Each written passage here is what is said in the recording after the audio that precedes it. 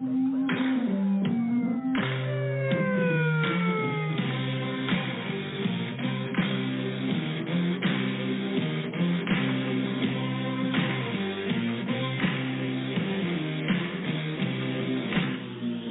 are listening to the voice of the frontline protector here at the Private Officer Beat Radio. Every week you'll hear breaking news, topics of training, information for the industry of security, public safety, and law enforcement. So strap in, hang on, we're about to speed off in this episode of the Private Officer Beat Radio.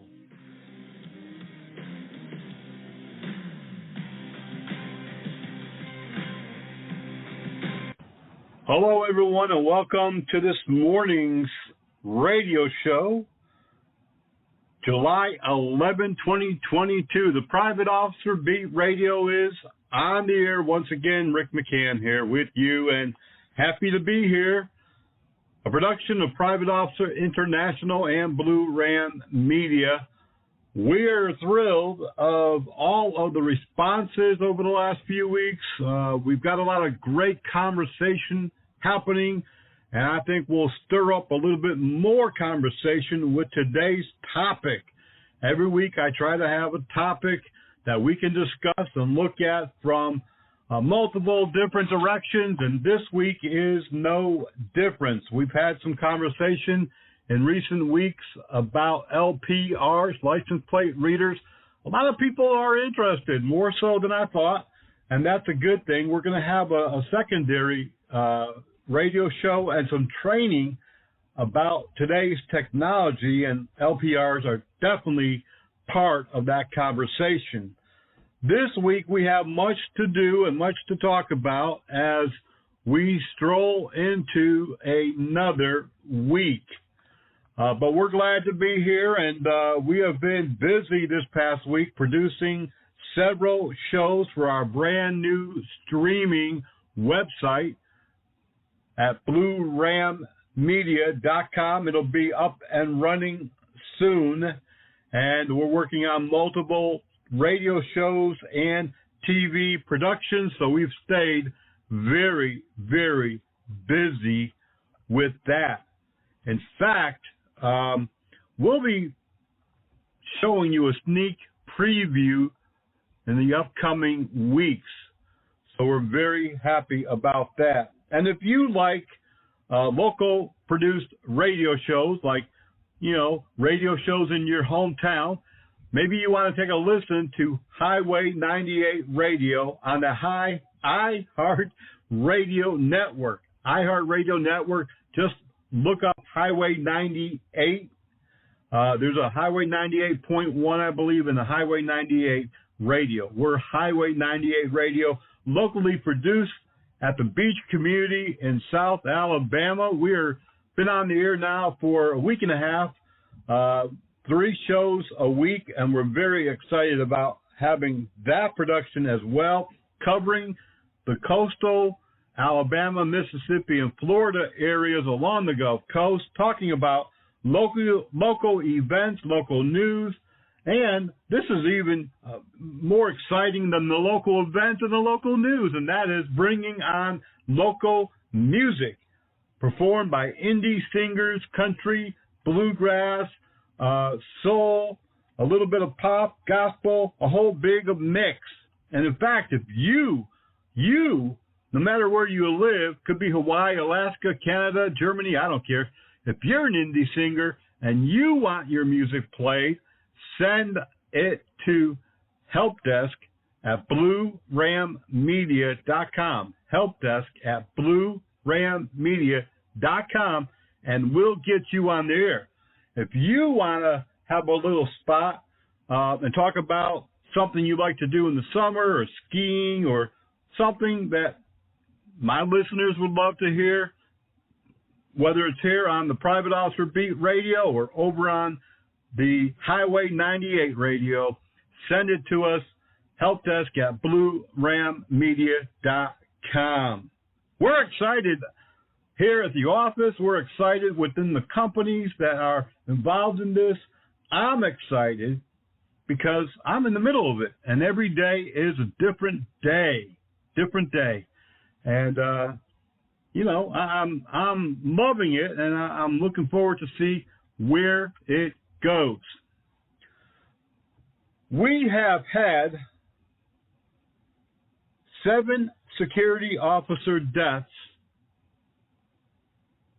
in the first 10 days of July. We have had 11 security officers shot just over this weekend that we're aware of. It could be 21. It could be 51.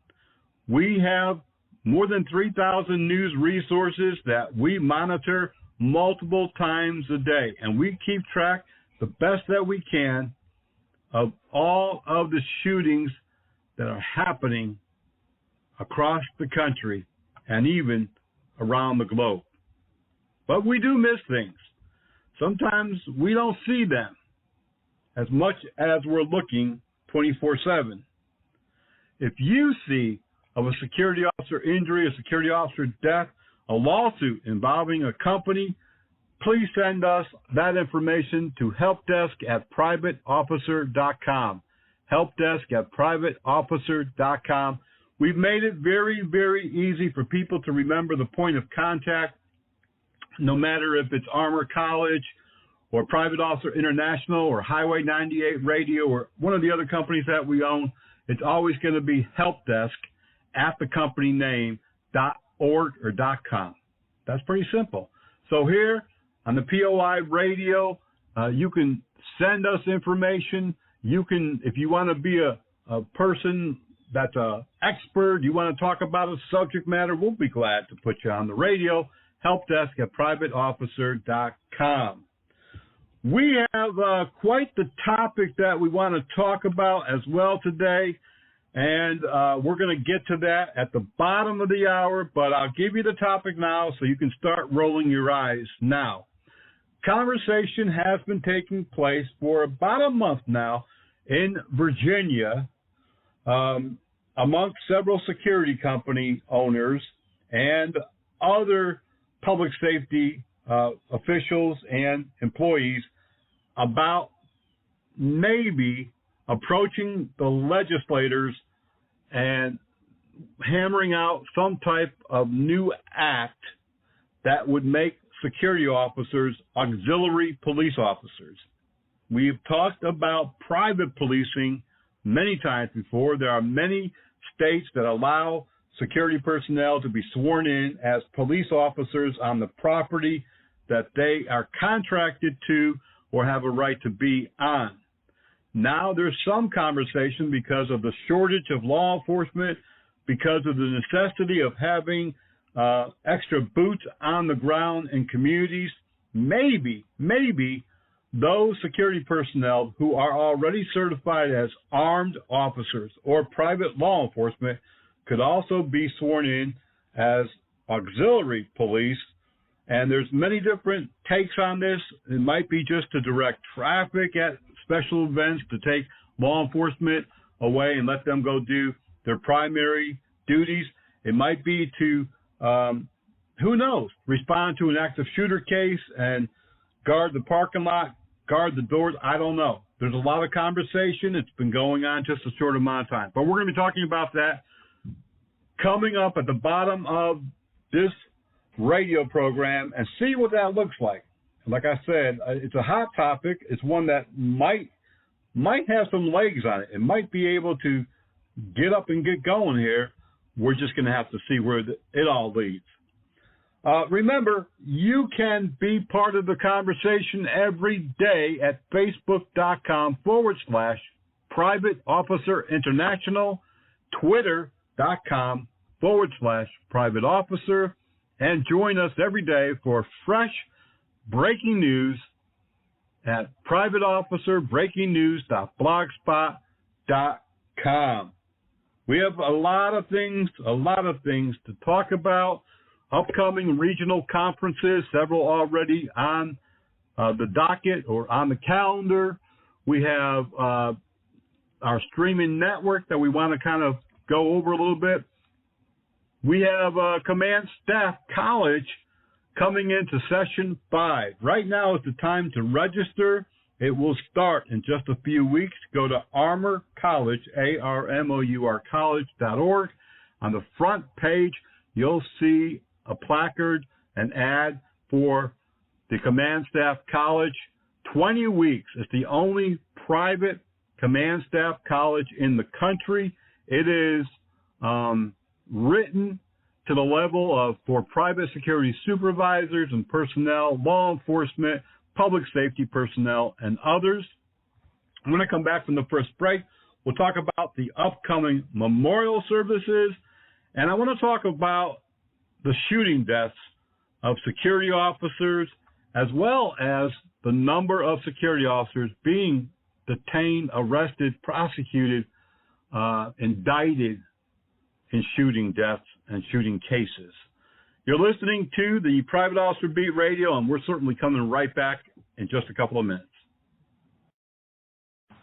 Body Armor USA, we've got what it takes to protect you. Whether you're looking for the top quality protective armor or protective clothing, stab-resistant vest or gloves, contact my friend Ben over at Body Armor USA. Give him a call, 516 area code 817-1666. Again, that's area code 516-817-1666.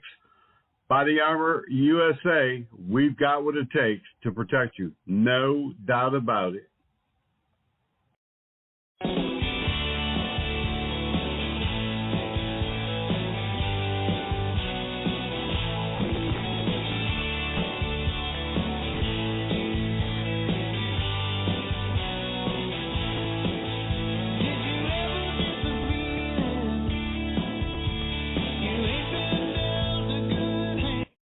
Cancer is a common disease. In the United States, 1 in 3 women and 1 in 2 men will develop some type of cancer in their lifetime. Some types of cancers are more common in certain racial or ethnic groups than others. Lung, breast, prostate, and colon cancers are the most common cancers. Anyone can get cancer at any age, but the risk goes up as people get older. I heard about a shooting involving a 3-year-old girl over the summer. My daughter Riley is that age. There was a point when I felt that I was going to die. My parents used to always say a bullet doesn't have a name on it. Someone put a bullet in the back of my 14-year-old son's head. The gun should never be an option. We're Americans. We don't have to live like this. We can all make a difference. In the United States, 88 people die of gun violence every day. We can end gun violence.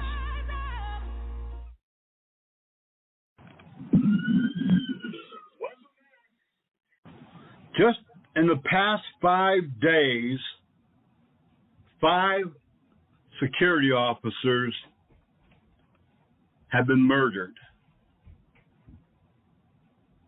1 killed at a grocery store over the weekend.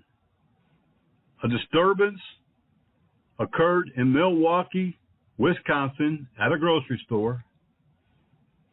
Authorities say that Anthony James Nolden, 59, a friendly neighborhood person that many customers at the store liked and had conversations with, saw what appeared to be a confrontation. He went to assist the suspect, and the security officer got into a gun battle. A third person, a woman who had nothing to do with the case, nothing to do with the incident at all, was also shot and injured. Both the security officer and the suspect deceased in this situation. Very, very tragic. You would think that at a grocery store, you would be somewhat safe, as we discussed just a number of weeks ago about the Buffalo, New York shooting that turned into an active mass shooting, multiple people dead, another security officer murdered at the grocery store. We have a list of the top 5 types of businesses where security is now being used most frequently.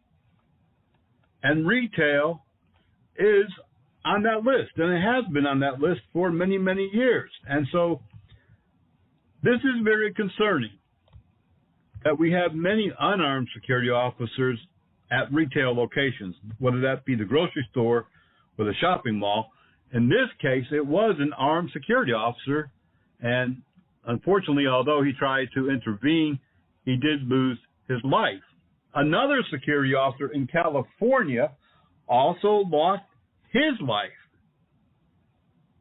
because he was working at a tobacco store and a robbery occurred in Oildale, California. I hope I said that right. Oildale, Oildale. My friends there in California will certainly correct me if I'm wrong. But this 36-year-old security officer, Odurio Jesus Rodriguez, 36, was a security officer. He was on duty. A man came in. He tried to tell the man, no, you don't want to do this. And was shot and killed for just doing his job. How many times do we hear this? Over and over and over and over. Security officers are often shot. But you know what? The news never makes it anyplace. No one ever hears about it. No one ever sees it on the news. It doesn't make headlines. Now, recently, and I don't begrudge law enforcement here whatsoever, but recently there's been a lot of local media attention on some news outlets and some cable shows about the number of law enforcement being killed. And it's true. Violence against law enforcement is probably at an all-time high. But tell that to the wife of Jordan Davis, 35, who also was murdered this past week in Phoenix, Arizona, when he tried to stop someone from entering a nightclub. Rather than the man just turning around and saying, oh, okay, you don't want my business, that's fine, I'll go elsewhere. No, Daniel Stewart, 34, instead pulled out a gun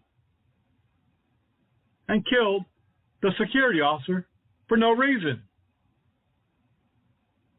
San Francisco, California, this past week, a security officer was gunned down there for a simple confrontation, a simple disturbance. Didn't see his name on the cable TV, I bet. William Faught of St. Petersburg, Florida. He died on July 4th. He died of a medical emergency after a fight, a confrontation with the suspect. Justin Wells also died the day before July 4th, the July 4th holiday. Again, on duty. Didn't see his name in the headlines, did you? Robert Washington, a casino security officer in Arizona. He died this past week of what they say was COVID-related medical emergency. Didn't see his name in the headline, did you? And so it goes over and over and over and over. 11 security officers shot. And you know what? No mention. How did we find out? 3,000 news sources sometimes they mention a security officer was shot or a security officer was killed, or they call them guards. And we have to start researching. We have to start calling local coroner offices, police departments, homicide divisions, and start tracking down the information to see what happened.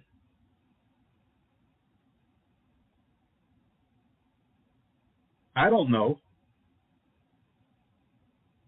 if anybody, anywhere, anytime is going to take notice of what's happening in the security industry. But injuries and deaths to private security, public safety officers, and I put people who work in hospitals and colleges in that category because that's their title many a times. They call them public safety, they're security. Private police, private law enforcement, mall security, loss prevention, and so many others. Right now, I just saw where the number of law enforcement across the country is barely hovering at 800,000 when there was a time when it was over 1 million. Private security, on the other hand, was at about 1.2 million, about 1.7 million by some estimates, and I'm sure that includes loss prevention and plainclothes, mall security, and everyone who is a bouncer, nightclub, security guard, and so forth. Doing the job many times that law enforcement might have done not too long ago. It's been a violent start to the summer. It's been violent 2 or 3 years for law enforcement and security, and we need to be on top of our game. And that, again, goes back to training and awareness and a whole bunch of other things. Nope, I'm not going to be stopping talking about it. I'm not going to cease and desist. I'll be here. Been here on the radio for almost 18 years or so, maybe a little bit longer actually, because we started the radio show in Atlanta, Georgia, on the air there. But with my new streaming network, we'll be there 24/7. In fact, you can listen to our radio shows right now on the iHeartRadio network. 24/7 streaming. All of our radio shows on Amazon, on iTunes, about 27 different platforms now. We have a lot of information and a lot of news that we want to talk about. Obviously, we could probably go on and on and on for hours. And while that might be okay for some of you who, don't have a whole lot to do, I do have. We have a limited amount of time on our radio show. So there's a lot of news I want to bring you. But before we go to the next break, I want to remind you now about our memorial services. And, some of you have never participated, some of you have. A memorial service is 30 to 60 minutes of recognition and education honoring the security officers and private police officers killed in the line of duty during the last 12 months. We've had a lot of recognition. We've been on national TV, local TV. I've been interviewed by Fox, by NBC, by local TV stations, and so on and so forth. It's been an honor to talk to representatives of governor's office. We've had plenty of proclamations issued by governor's office, Senate, state senators, all sorts of law enforcement, the fire service, and government officials have been involved in these memorial services. The memorial service that we put on has an introduction, an opening ceremony. Sometimes we have had the honor of having law enforcement open up the service. We've had a lot of people, and we've had just a few people. We have a number of folks who speak at the memorial services about the protection services and the public safety services that these men and women provide and the dangers to the job. We have a main speaker, and that's me usually. We have some songs, sometimes sung or played. And we've had a closing ceremony.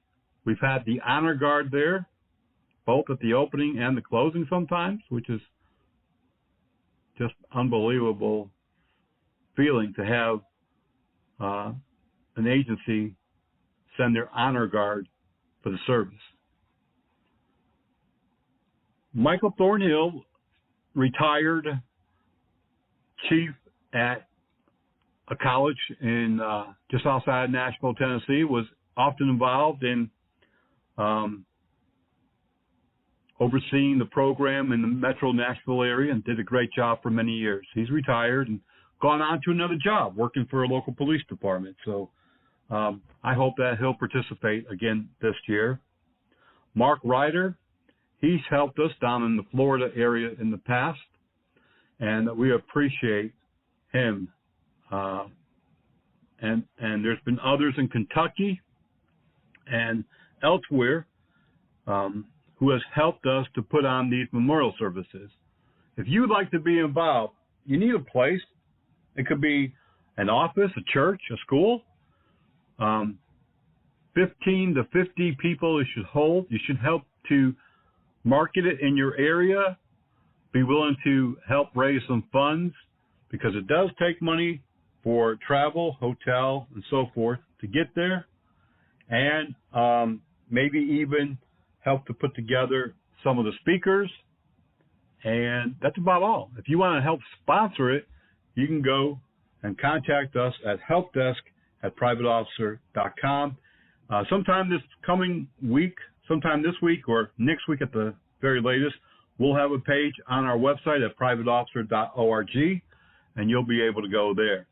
We are going to take a quick break. When we come back, we'll be talking more about some of the ways that you can get involved in, and we'll be talking next also about where security is increasing their business customers, where they're getting their business customers from. And we'll also be talking about, auxiliary police officers, security officers. Is this a good combination? You're listening to the Private Officer Beat radio show, and we're coming right back in just a moment. If you're not already receiving breaking news and our bi-weekly newsletter, Officer Down Reports, and discount training news in your personal or business email, then go to our website right now at privateofficer.org. Privateofficer.org. A Dropbox will come down. Just fill out your info, and you'll be the first, one of the first, for sure, to know about what's happening in the security industry. You'll know when a security officer is killed. You'll also get these great discounts on training and equipment and so much more. Privateofficer.org. And if you're not already a member of the Private Officer International Association, sign up while you're there today. Become a lifetime member for just $99, and we'll also include a free Private Officer International patch and lapel pin.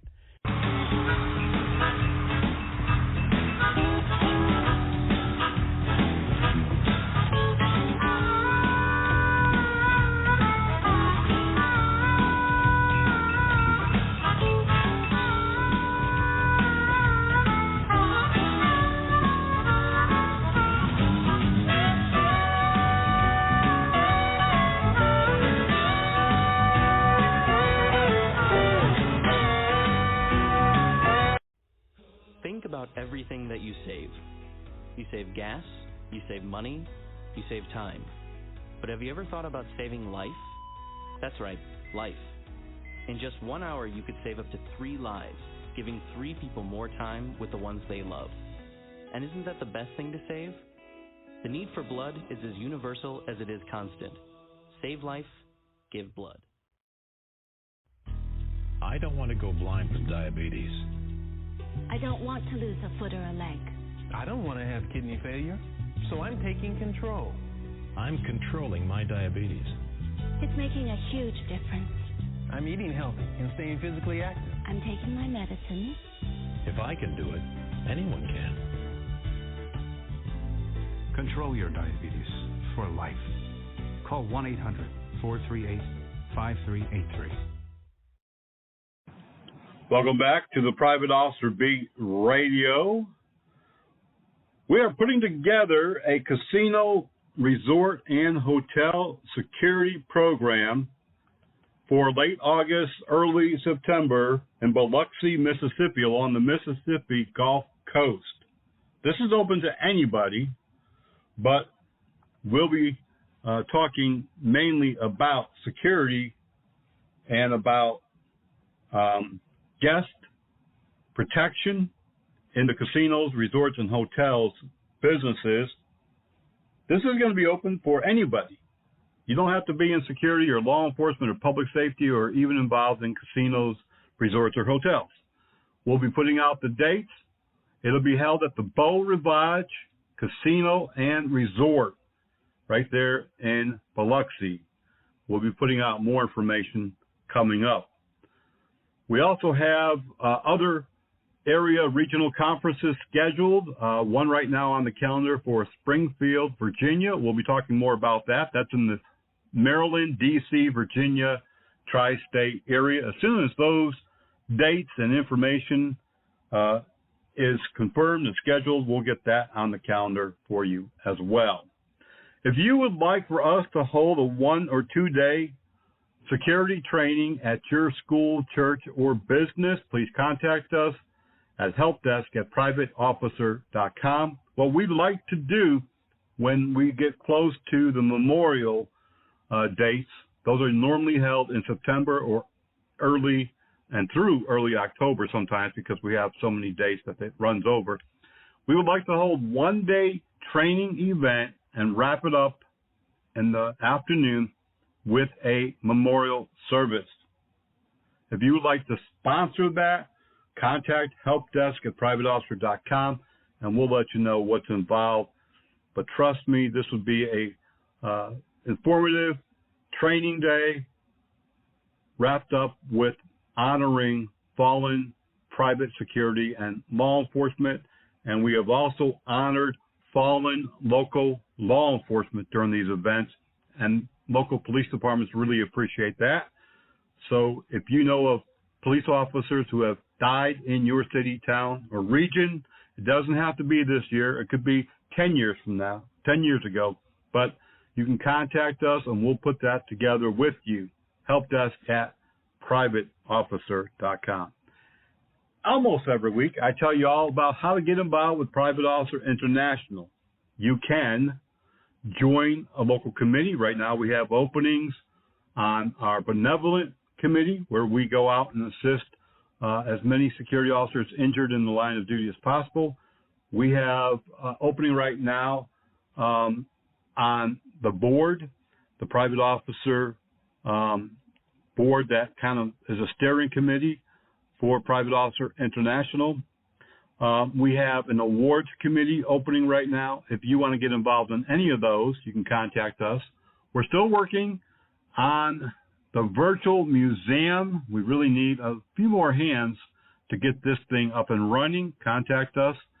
And we also, if you are experienced with video production or post-production and you think you'd like to get involved in our new streaming platform, send an email to helpdesk@privateofficer.com, helpdesk@privateofficer.com.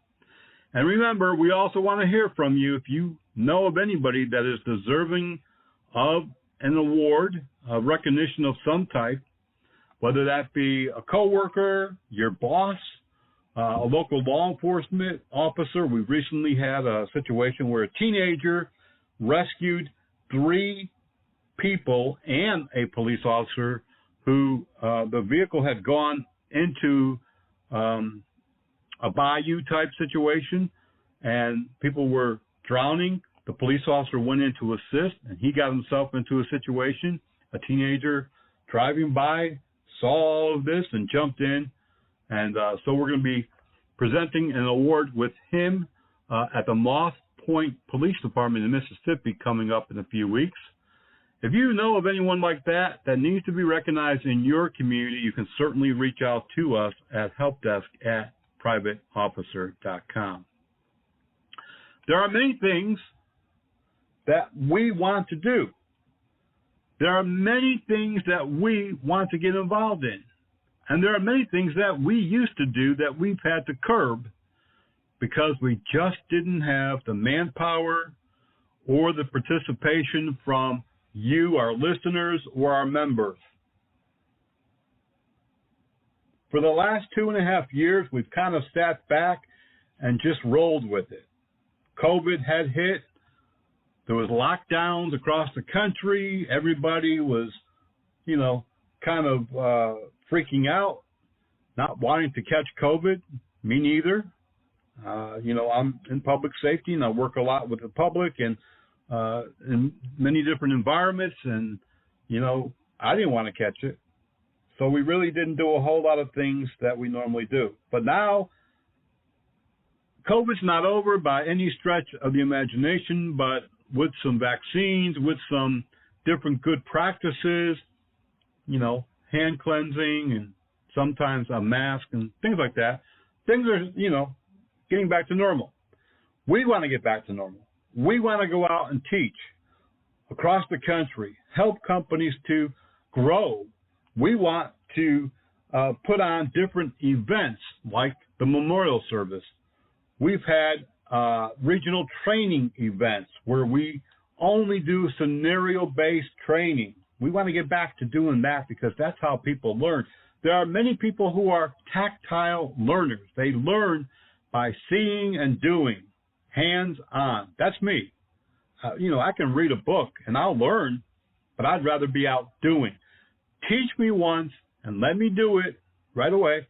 I'll learn it much quicker than if I'm sitting at a computer with an online course. And, yes, we do learn that way, but many people learn by doing, seeing, doing, hands-on. And we love being out in the field doing that type of training. We've done some mass shooting, active shooting. Church security is one of my favorites. If you know of anybody who is needing that kind of training, please send them to helpdesk@privateofficer.com.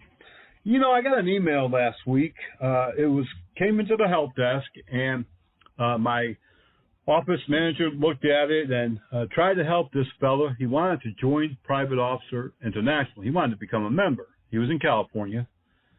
But he didn't trust the banking system, and he didn't trust PayPal, and he didn't trust, a number of things, apparently. Now, it might have been an older gentleman. We've had this before. We've called him up several times. We try to work things out.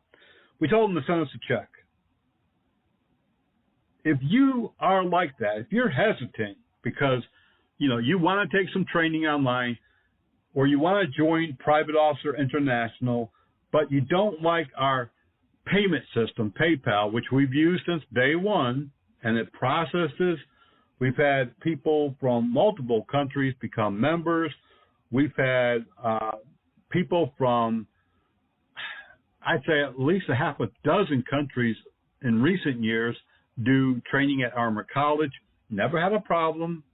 We've had a couple of fraud attempts over the years. When you're in business, you're going to have fraud attempts. You're going to have theft. You're going to have, dishonest people. But that was on our end. They were attacking us. They were trying to get over on us. Didn't work.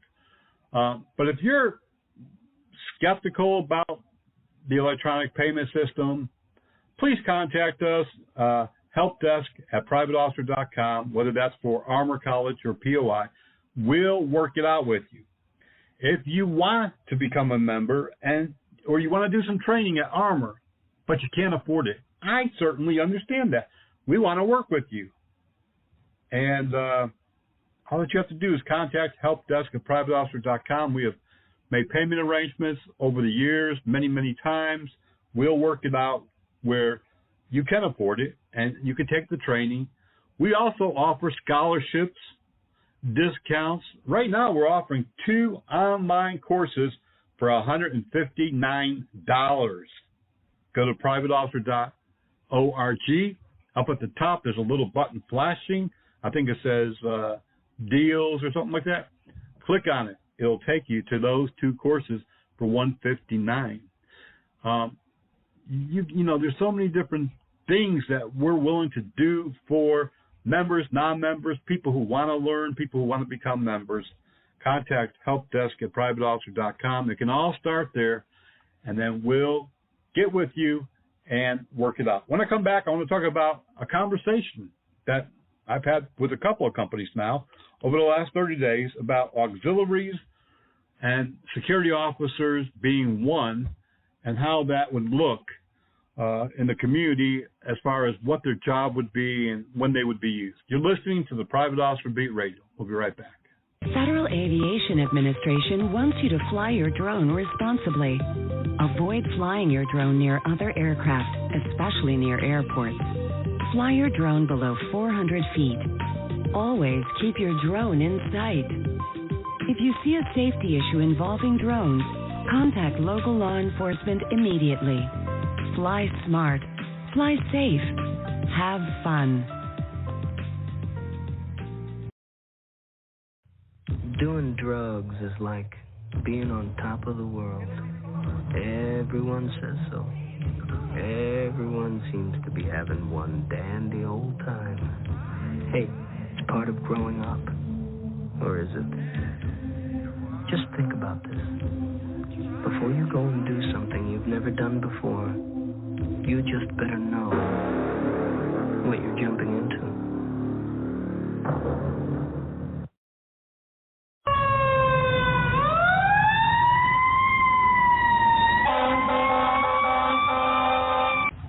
Across America and here along the Gulf Coast in Baldwin and Mobile counties, more than 75% of all firefighters are volunteers.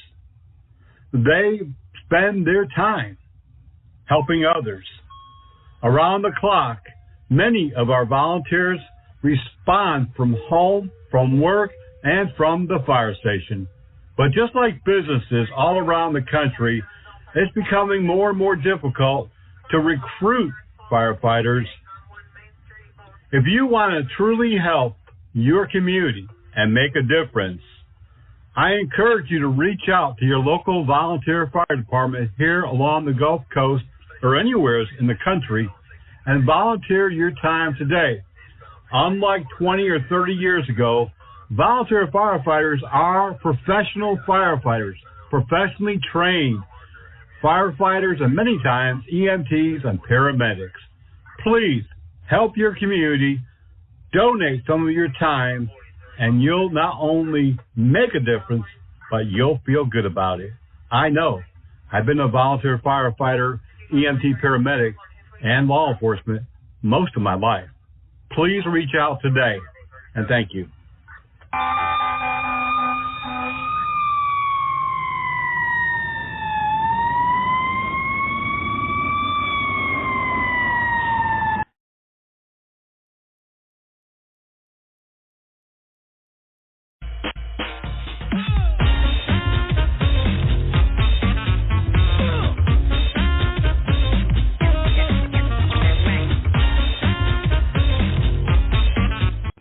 We're back, and you're listening to the Private Officer Beat Radio this morning or evening, this weekend.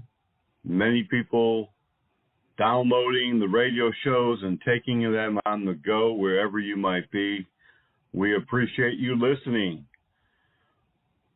A few moments ago, we talked about the types of companies, businesses that are currently hiring private security. And we've gone back for the past 2 years. We've done some research over the last few weeks, and we've looked at news articles that have come out. We've looked at magazine, trade magazine articles. We've looked at our own very large database of news over the last 2 years, and we have put together a list of some of those businesses that are hiring security in the last few years. And these are the areas of private security that seems to be growing the most. And we'll start with number one, I guess, and that would be street and community patrols. Many, many, many towns and cities and local associations and organizations are hiring security to patrol downtown business zones, entertainment districts, and a lot of gated communities and residential communities. With the lack of law enforcement patrolling, with the lack of response by law enforcement because they just don't have the manpower, many communities have put together their own semi-private quasi-police force, and we talked about this a number of months ago. So residential apartments, gated communities, and street patrols, including towns that are hiring private security, not only to patrol business or entertainment districts, but also to patrol the streets overnight, both on foot and in vehicles. I think the drawback to this is that from what we're seeing more times than not, security is going to be unarmed, very little training, and no real two-way radio communications with the police. They have to use their cell phones. And as you know, many people, especially in the last 3 or 4 years, are very non-compliant. They're disruptive, disorderly, resistant, and it would be very easy for an unarmed security officer to be attacked, injured, or killed, and we are seeing that as well. But this is the number one type of business. Number two, schools. Many schools got rid of SROs 2 to 3 years ago, and even some of their security staff, but they're bringing them back. In the last 18 months, we've seen dozens of schools bring back their security staff, bring back SROs. So schools are a primary business where security growth, uniform security, contract security, is seeing growth. Retail, as you have seen, if you watch YouTube and other platforms with the videos, many, many stores are hiring security. It's not stopping the mob. You know, when you have 18 or 20 or 30 people coming in and grabbing merchandise, one unarmed security officer is going to be overwhelmed. It is imperative that we understand that we're placing these unarmed security officers in danger. And many security companies would not take this type of contract, but most would, unfortunately. The other area that we're seeing a growth in contract security right now are special events. There are a lot of special events, outdoor events, indoor events, ranging from fairs to concerts, festivals, carnivals, amusement parks, places that would normally hire off-duty police officers, but as we know, they just don't have the ability to do that right now because there just aren't enough police officers to go around. We're also seeing growth in casinos, resorts, and hotels. After the pandemic, after things opened back up, we saw a rush of people, casinos, not only in Las Vegas, but along the New Jersey Strip, in Mississippi, where there are a couple of dozen casinos or more, and other areas that have casinos, resorts, and hotels doing a vibrant business, a huge business across the country in many areas. So they are hiring security officers. Now, many times casinos will have their own internal, but they're hiring extra contract security, especially because they also have many musical events, concerts, a lot of different events happening in the resort area. And so contract security is being hired, casinos, resorts, and hotels. So those are the top areas, though there are many other places that are hiring security. And I think that we're seeing a growth period. I think this is a good time to grow your private contract security, but I do believe that if we get in too big of a hurry and we don't really understand what the job specifications and duties are, we could be putting our people really just in the middle of harm's way and getting more and more of our staff injured or killed. Although, unfortunately, many people in the business today, that's kind of secondary to the contract itself. I told you just a few moments ago about the number of security officers shot and wounded and killed over the weekend. This has been one of those horrific weekends for private security. And, of course, we don't see this changing anytime soon. Some of those shootings that occurred this weekend in Galveston County, the Sheriff's Department there say that a security officer working at a game room, and that is slang these days for an illegal casino, because what it is a game of chance, and they pay out. They're supposed to pay out non-monetary items such as gifts, passes to movies, restaurant, things like that. But they don't. They pay out cash. 3 armed men stormed into the 6,000 block of North Martin Luther King in Hitchcock, Texas, in Galveston County. They disarmed the security officer, 2 men armed with pistols, 1 with a rifle. And when the security officer tried to stop the men, he was shot multiple times. The Sheriff's Department said he was not looking good at first, but according to the emergency room, the hospital, the University of Texas, they say that he is now expected to survive. A security officer in Houston, not too far from where this Galveston incident happened, was involved in the shooting this weekend as well. He saw a confrontation in the parking lot of a nightclub. All of a sudden, someone within the vehicle pulled a firearm and began shooting at somebody in the parking lot, striking several people. He immediately returned fire and began shooting at the vehicle. I don't know if that's really good, proper, but he did it. He wasn't injured. The suspects fled, but were later caught by police. There are a lot of shootings. We are now tracking firearm incidents, and we'll probably have a pretty good picture at the end of the year of how many firearm incidents and security officers there were. In Portland, Oregon, a security officer on patrol of a community was ambushed.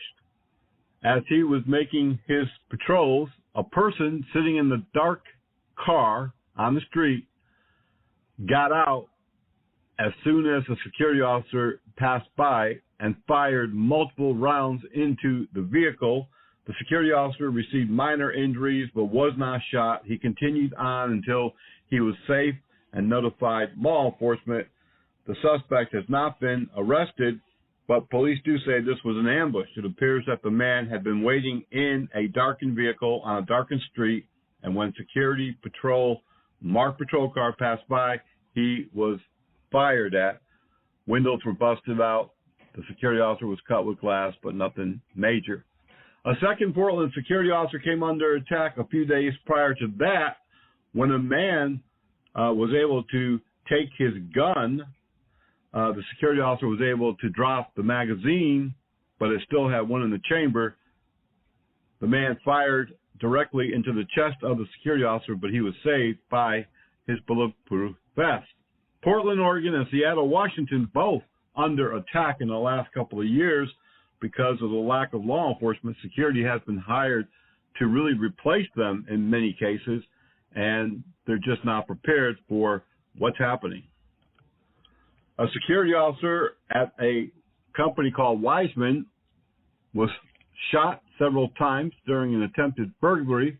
the unarmed security officer was able to get into a secured area and lock the door and called police.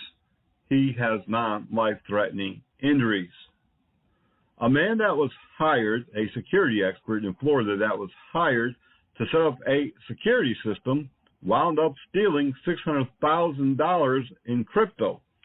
Authorities said that Aaron Daniel Mata, 27, was a security specialist, and he was setting up a security cyber system for a business, but he was able to steal a wallet, a digital wallet, which contained almost $600,000 in cryptocurrency.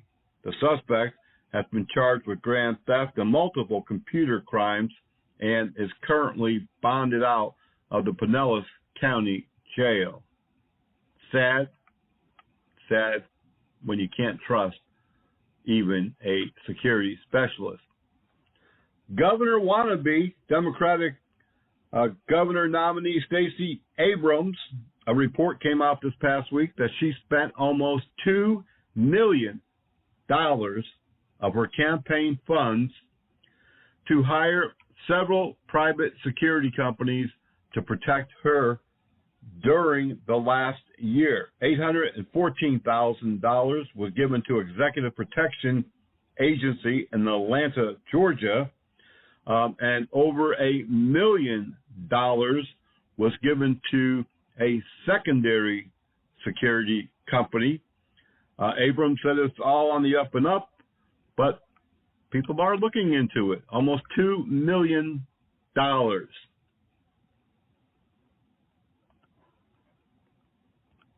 A New Orleans security officer on patrol this weekend shot a man who was burglarizing a vehicle. Police say that they responded to the Central Business District along 1100 Girard Street at about 4:30 in the morning after security found a man burglarizing vehicles on the block. He told the man to get out of the vehicle, put his hands up, and that's when the man drew a firearm. The security officer shot him several times. The case is still under investigation. No charges have been filed against anyone. A security officer in Raleigh, North Carolina, was involved in a shooting. He was on patrol when he spotted a man acting disorderly. A confrontation ensued, and the security officer fired one round. If you want to see all of our breaking news anytime, day or night, all that you have to do is go to privateofficerbreakingnews.blogspot.com. Tempe, Arizona says they will phase out all SROs. While many schools are bringing SROs back, Tempe says we're going to get rid of them. Students do not feel comfortable with uniformed armed police in the school. This is, I don't know. I don't even have words. I was going to say something, but I won't. This is ignorance. Okay, there, I said it. This is ignorance. And unfortunately, the mentality of many is that we don't want the police because when we break the law, they arrest us. Well, that's their job. They're law enforcers, but they also protect. Lexington, Kentucky, the University of Kentucky Police Department is celebrating. For nearly 2 decades, they have provided security for the Albert B. Chandler Hospital and Medical Center, now with a staff of more than 100 officers assigned to the Good Samaritan Hospital and the Eastern State Hospital. They have been providing all security services for those hospitals. A former Louisville Metro police officer pled guilty to a security guard company work fraud scheme. Jackie Miller pled guilty Thursday to theft by deception. He received a 3-year sentence for the crime, but he's not going to prison. He actually will be on probation. The former LMPD police officer and 2 others were charged last year in a scheme for providing security services through a security company that he started, but the officers never showed up on duty.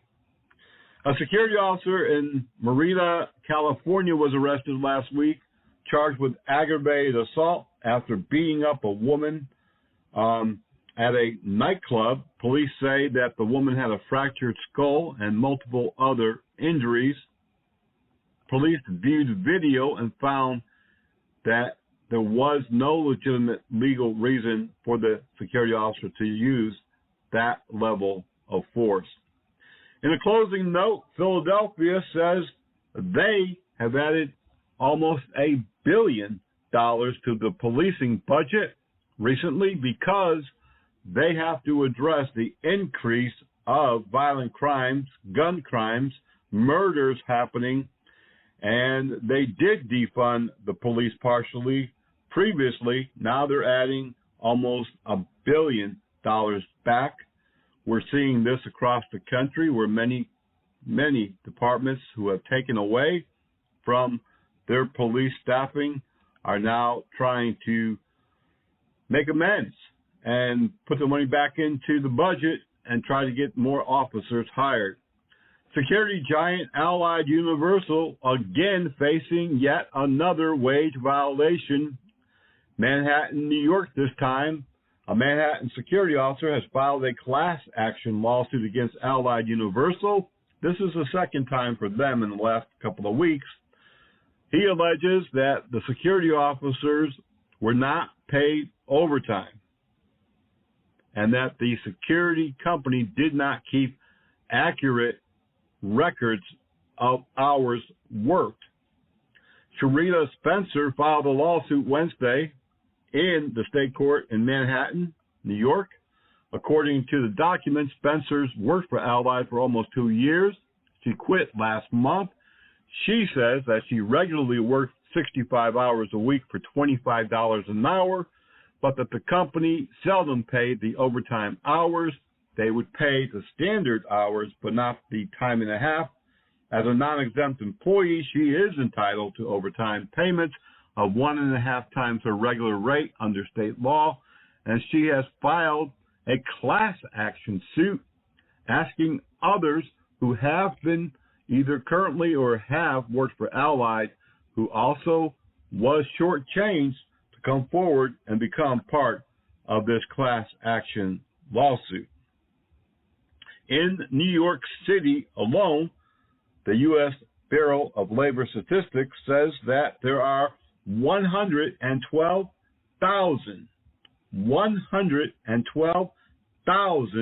security officers just in the city, New York City alone. The average wage in New York City for a security officer, $20.10.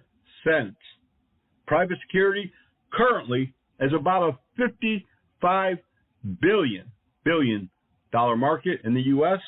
It grows currently at about between 3.3 and 4.2% every year, and some have it even higher than that. Allied Universal is estimated to be the largest private security company in the world right now. According to its own website, the company has annual revenues of about $20 billion and operates in 90 countries. Last year, it bought G4S.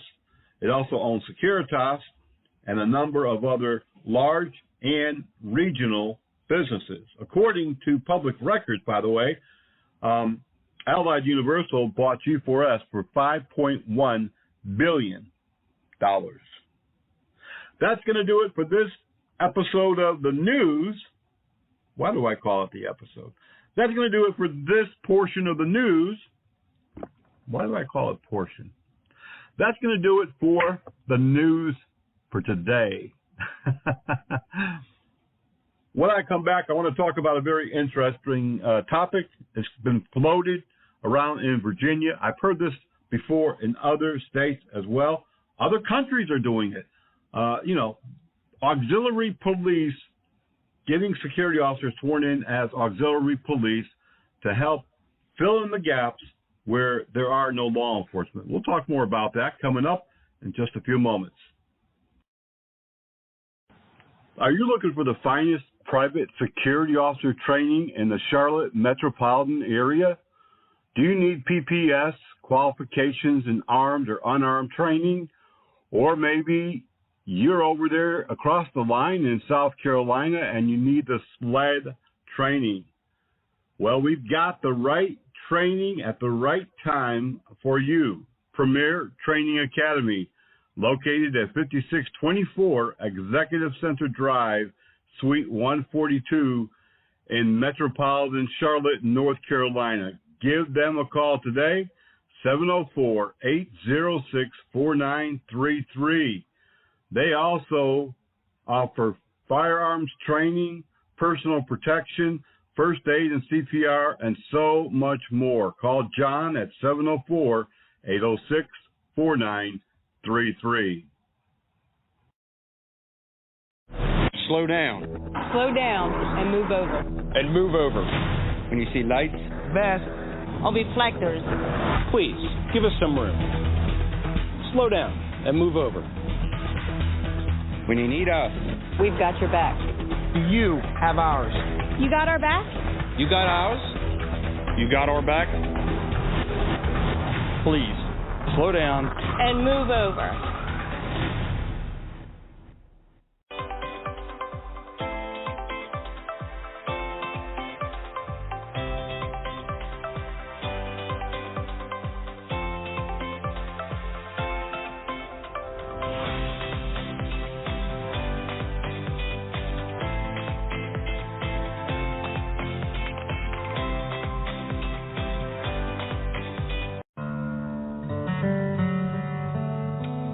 They say if you want a wish to come true, never tell anyone. But there is one wish that can make the difference between life and death. And this wish can only come true if you tell someone. Please, let your family know you want to be an organ donor.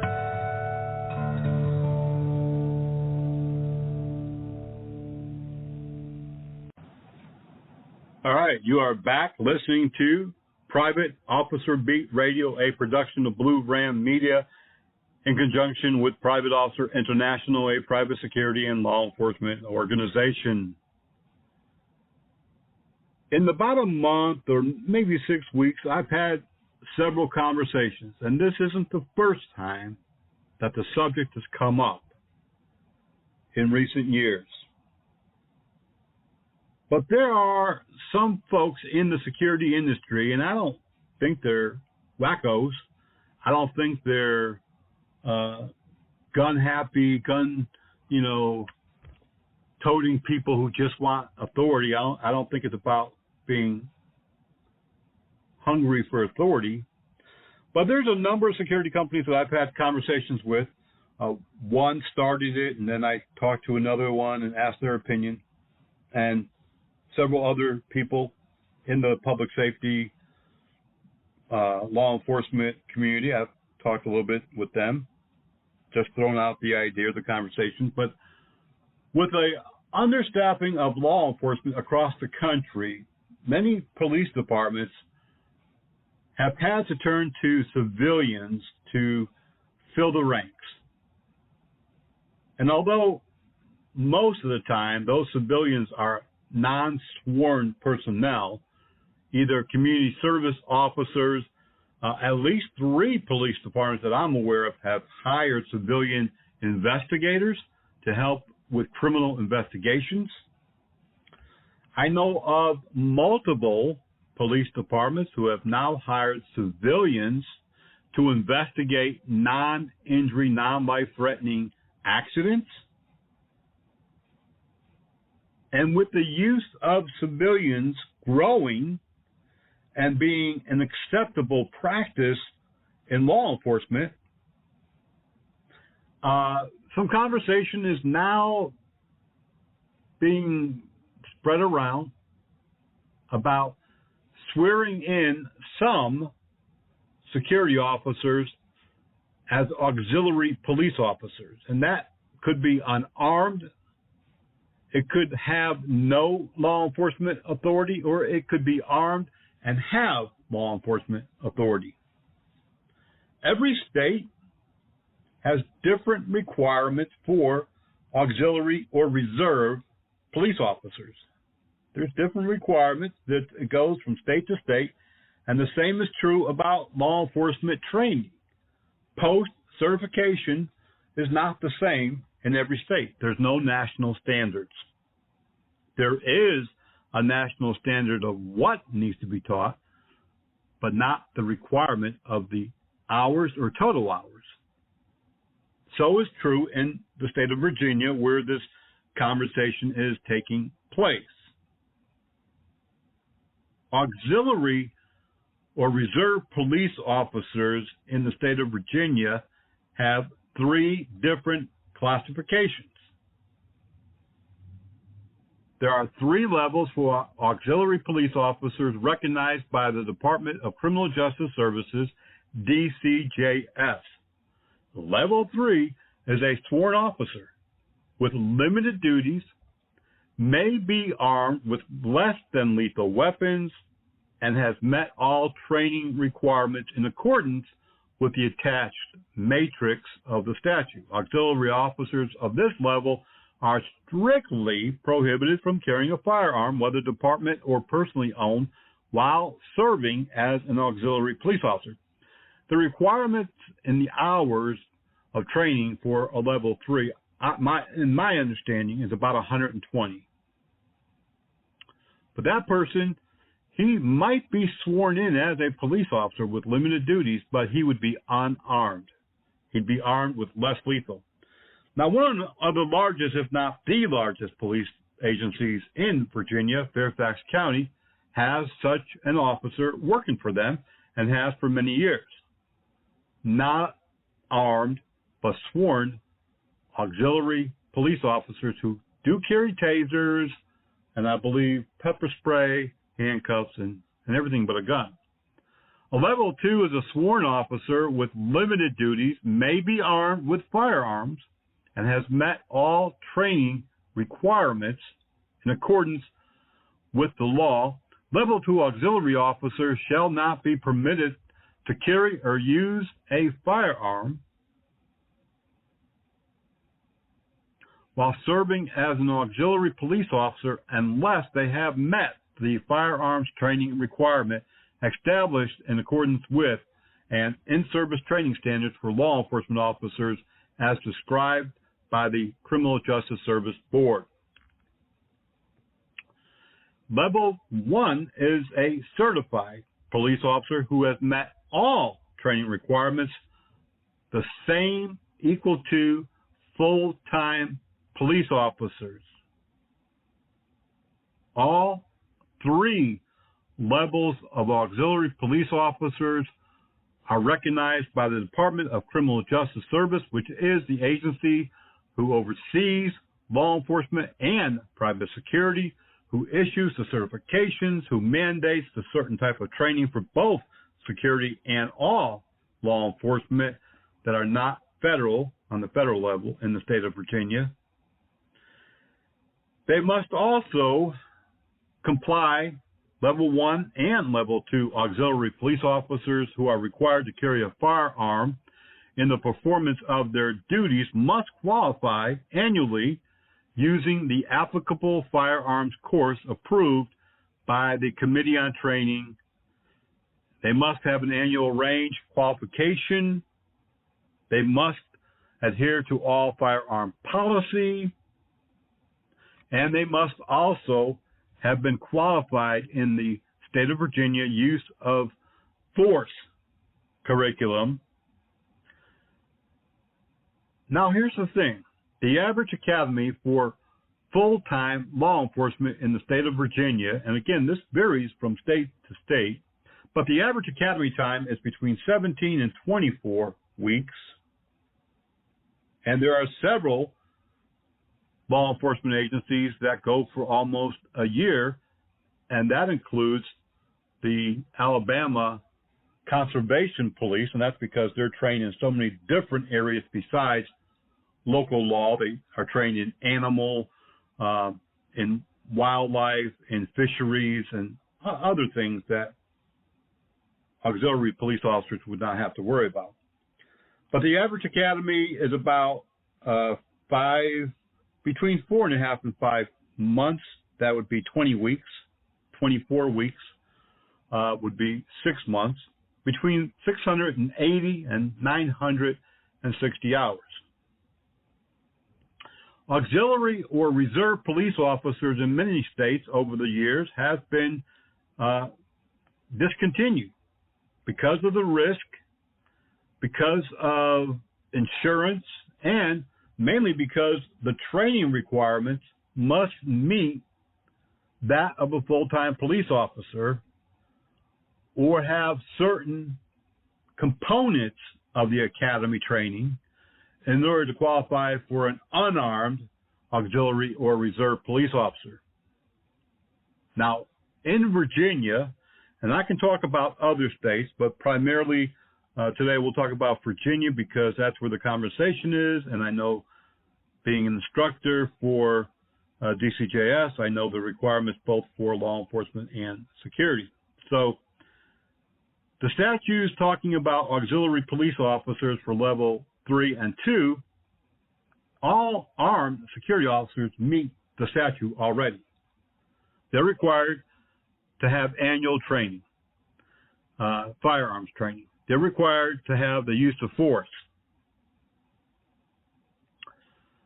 Those who are private police officers also have had some of this extra level 1 training as part of their requirement and annual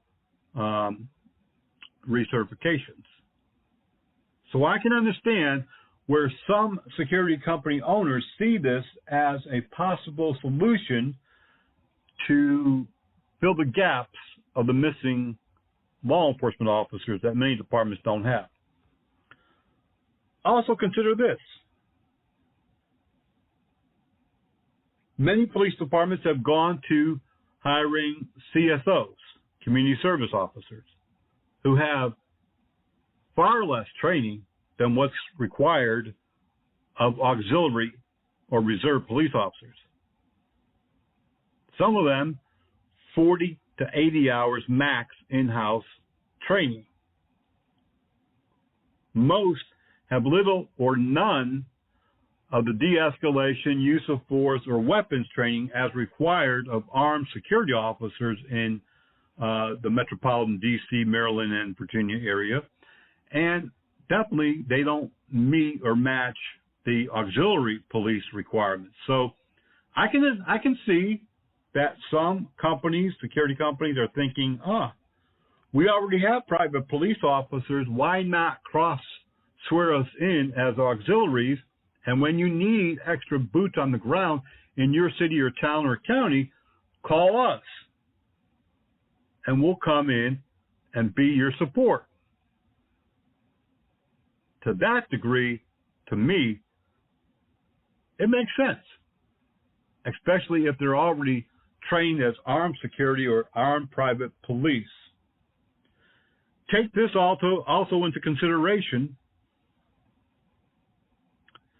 You have many communities who hire citizens, civilians, to be code enforcement officers. These people have law enforcement authority to write citations. In some areas, parking control officers, which are part of the city or town, also have some law enforcement authority. You have to have law enforcement authority to write a ticket of any type. And in Virginia, some park systems, county and local park rangers, are also sworn in as private police officers. They didn't complete the full academy, but they did meet the requirements of training for private police, and that gives them the ability to write citations and make arrests at the park. All of this might seem a little hoo-hoo, whatever, but looking at the many states who are now depending on civilians. A couple of weeks ago, we played a recording from the police chief in Arlington, Virginia. The other day, last week, we told you about Dallas police hiring civilians, reducing the number of calls and types of calls that they'll respond to. I have a record, because I've been keeping track over this for the last 3 years, of the number of police departments, at least the ones I know about, that have reduced the type of calls, reduced the call volumes, not only, in fact, I just saw a news article recently, just this past week, where the police chief was saying we're only responding to 911 calls because we can't keep up with any other type of call. The fact is, many police departments are short by hundreds of officers, and they're not able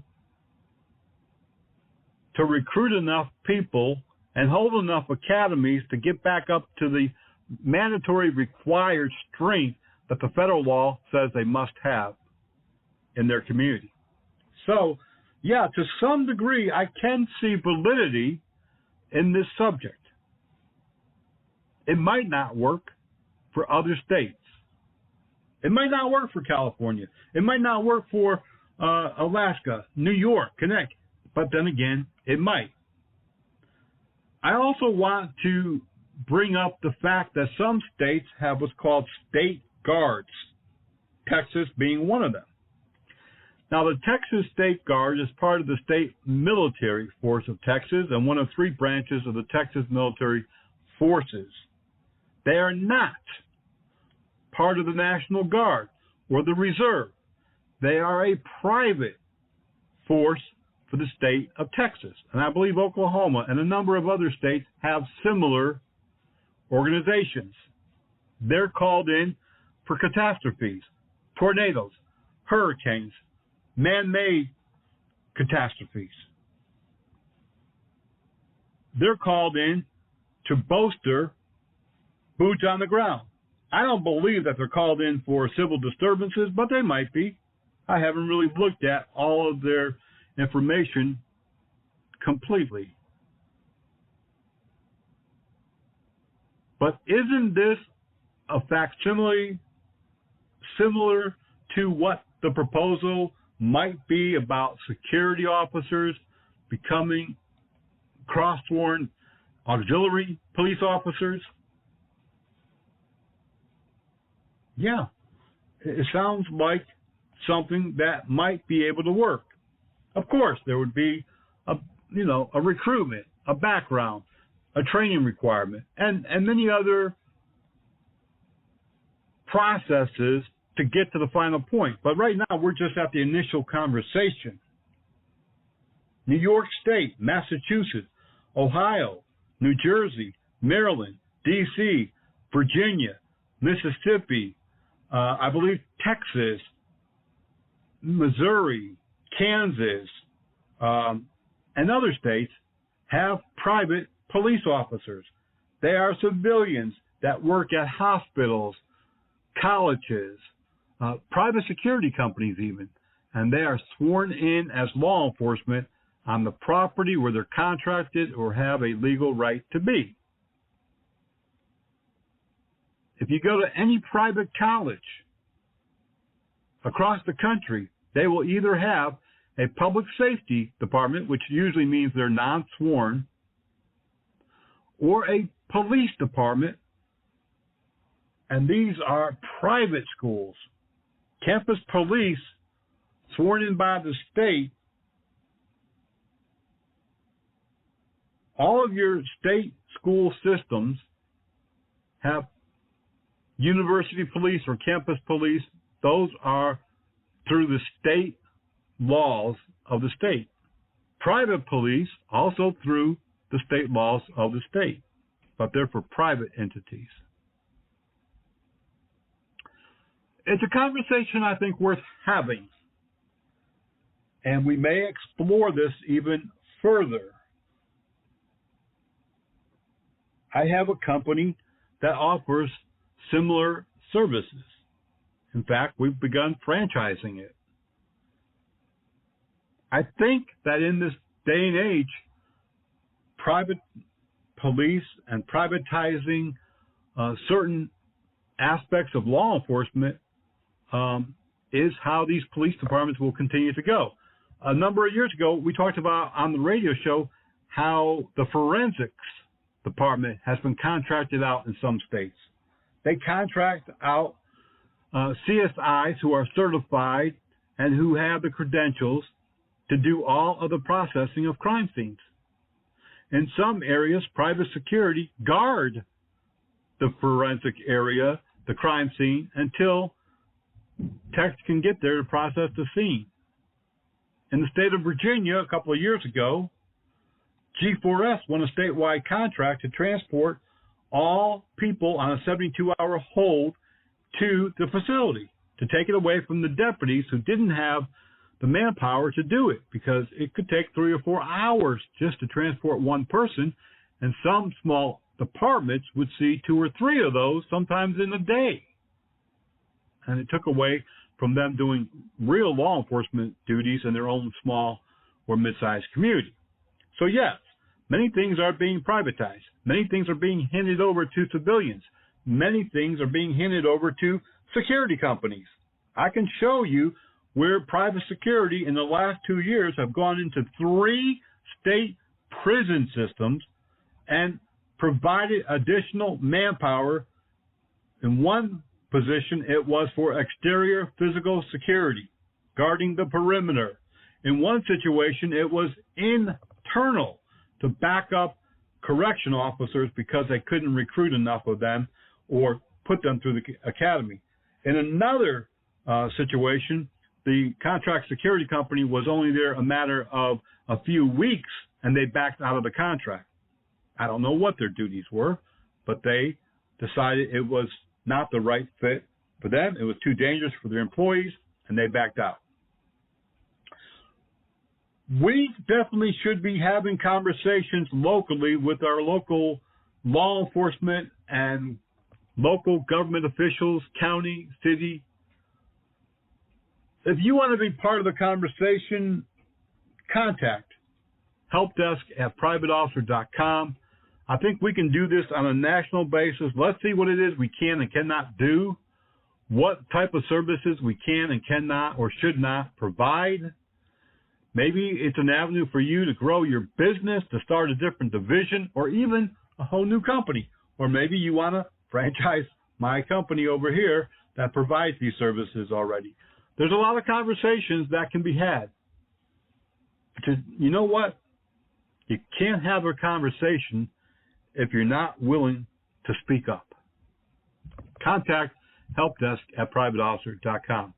I did think when the gentleman first approached this conversation, I did think, oh, no. I mean, what in the world is he trying to do? But no, the longer I listen and the more people I'm talking to now, the more I can see the possibilities.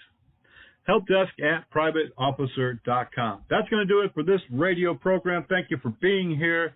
Take the conversation serious. We have a lot of ideas. We talked about license plate readers. We talked about technology. We talked about community services that can be provided by private security. Get away from the static idea. Get away from the guard idea. You want to be called guard? That's fine. You're not lessening liability. You're not reducing your exposure or your risk. Trust me. Until the next time, be blessed, be safe, and we'll see you back here on the radio.